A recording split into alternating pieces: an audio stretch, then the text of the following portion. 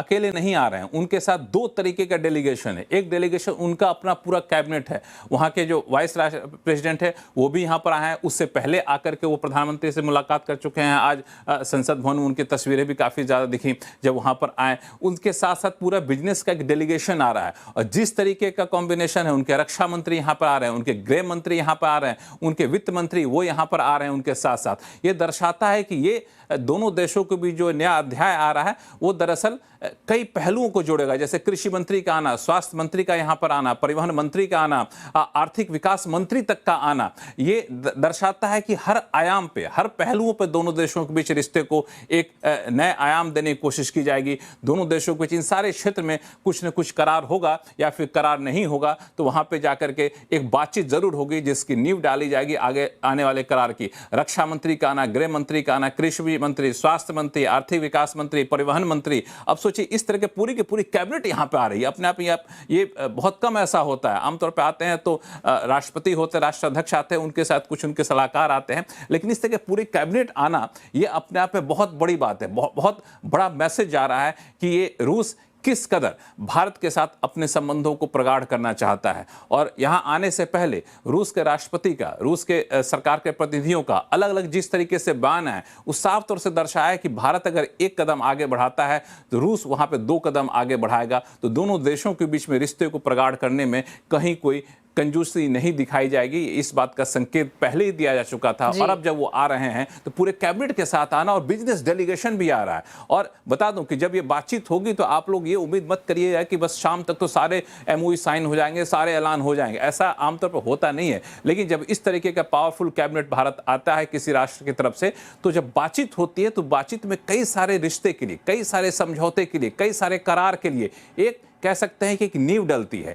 और फिर उसके आगे आने वाले दिनों में फिर वहाँ पे जाकर के करार होते हैं, फिर जाके समझौते होते हैं, उसके ड्यू डिलिजेंस किए जाते हैं। देखिए रेड कारपेट यहाँ पे बिछाया जा रहा है, जिसके रूस के राष्ट्रपति पुतिन के भारत आने के साथ ही वो जब उतरेंगे वहाँ तो रेड कारपेट से उनका स्वागत कर। देखिए अब कुछ ही पल में वो दिखने वाले होंगे आपको, जब एयरक्राफ्ट से बाहर वो निकलेंगे। तो ये अपने आप में बहुत ही अभूतपूर्व पल, अंतर्राष्ट्रीय संबंधों के लिहाज से, भारत की दुनिया भर में बढ़ते शाख के लिहाज से, भारत की दुनिया भर में बढ़ते दबदबे के लिहाज से, रूस के राष्ट्रपति का इस तरीके से आना पूरे पावरफुल कैबिनेट के साथ, पूरे बिजनेस डेलीगेशन के साथ, ये काफ़ी कुछ मैसेज देता है। बिल्कुल बिल्कुल। और लक्ष्मण जी, साथ ही भारत और रूस के बीच कौन से अहम समझौते हो सकते हैं और किन मुद्दों पर चर्चा होने की उम्मीद है?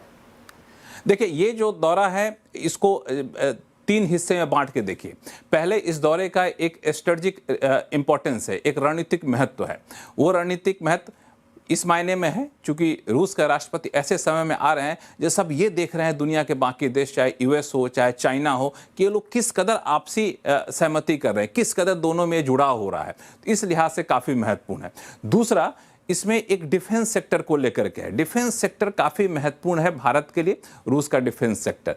तो कई सारे 5th जनरेशन एयरक्राफ्ट हो, बाकी डिफेंस इक्विपमेंट हो, उसके इंपोर्ट करने की बात, और भारत में वैसे इक्विपमेंट बनाए जाएंगे जहां पे रशिया या रशियन कंपनी जो है अपना टेक्नोलॉजी ट्रांसफ़र करेंगी। ये दो बातें होनी है। तो दोनों बातों पे चर्चा होगी, ये लगभग तय है। लेकिन चर्चा के बाद अगर आप ये उम्मीद रखते हैं कि कोई एमओयू साइन होता हुआ दिखेगा, तो मुझे लगता है कि वो एमओयू होगा नहीं, क्योंकि आमतौर पे जब भी कोई ऐसे राष्ट्राध्यक्ष आते हैं डिफेंस सेक्टर को लेकर के एमओयू साइन नहीं होता है। लेकिन हो जाए तो अच्छी बात है, लेकिन डिफेंस सेक्टर को लेकर काफ़ी ज़्यादा बात आगे बढ़ेगी और दोनों देशों के बीच में एक गहरे रिश्ते का एक परिचायक होगा कि डिफेंस सेक्टर में किस तरह का टाई अप होता है। क्योंकि रूस की तरफ से साफ संकेत दिया जा चुका है, सिर्फ हम अपने सामान को भेजेंगे ही नहीं यूएस इंडिया, बल्कि भारत चाहेगा तो हम टेक्नोलॉजी ट्रांसफर भी करेंगे। ये अपने आप में बड़ी बात होती है कि भारत मेक इन इंडिया पर जिस तरीके से जोर दे रहा है डिफेंस सेक्टर में, तो make in India with Russia वाला फॉर्मूला जो है यहां पे अपनाया जाए, इसको लेकर जोर होगा।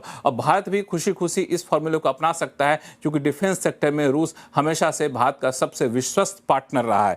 दूसरी जो चीज है जिस पर सबसे ज्यादा नजरें टिकी हैं वो है कि डिफेंस तक तो बात ठीक है, हम लोग आपसी कारोबार को बढ़ाएंगे।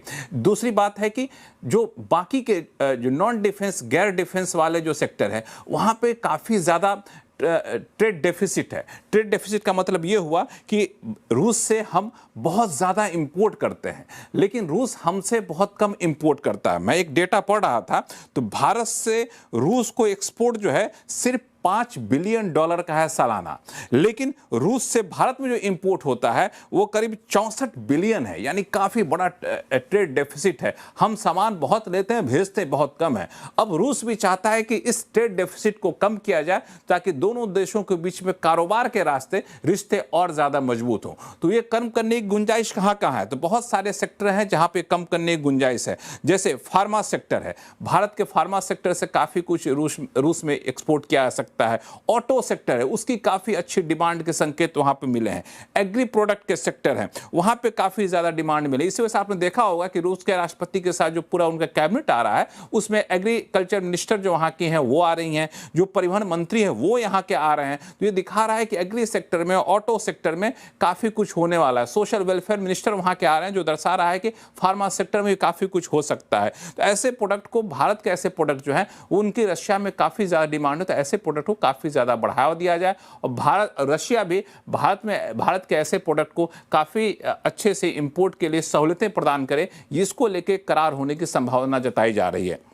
दूसरा जो है, ये तो गुड्स एक्सपोर्ट की बात करें। दूसरी जो चीज है वो आपको सर्विसेज में भारत के स्किल्ड लेबर जो है वो रशिया के लिए काफी ज्यादा इंपॉर्टेंट है। अलग अलग सेक्टर के जो स्किल्ड लेबर है, तो भारत के लिए जॉब करने वाले लोग जो रशिया जाना चाहते हैं उनके लिए अब बेहतर प्लेटफॉर्म मुहैया कराया जाए। एक कोटा तय है किस किस सेक्टर में कितने लोगों को हम लेंगे, तो इस तरह के भी करार होने की संभावना यहाँ पे जताई जा रही है। शिपिंग और health care sector, shipping, health care और फर्टिलाइजर, ये 3 सेक्टर ऐसे हैं जहां पे कई सारे एमओयूज होता हुआ आपको दिखेगा। जब कल हैदराबाद हाउस में दोनों देशों के बीच, राष्ट्राध्यक्षों के बीच, प्रधानमंत्री मोदी और राष्ट्रपति पुतिन के बीच बैठक होगी, बैठक के बाद जब साझा बयान आएगा, तो ये सारे सेक्टर हैं जहां पे काफी ज्यादा जो है वो सहयोग की उम्मीद की जा रही है। कल्चर, विज्ञान के क्षेत्र में भी आपसी सहयोग बढ़ाने पर जोर होगा। लेकिन इससे पहले अभी सबको इंतजार इस बात का है कि कब राष्ट्रपति पुतिन बाहर निकलते हैं अपने एयरक्राफ्ट से। आप देख रहे हैं एयरक्राफ्ट सामने दरवाजा खुल चुका है और नीचे रेड कारपेट बिछा हुआ है और प्रधानमंत्री मोदी भी उनका इंतजार कर रहे हैं, पूरा देश उनका इंतजार कर रहा है। जी।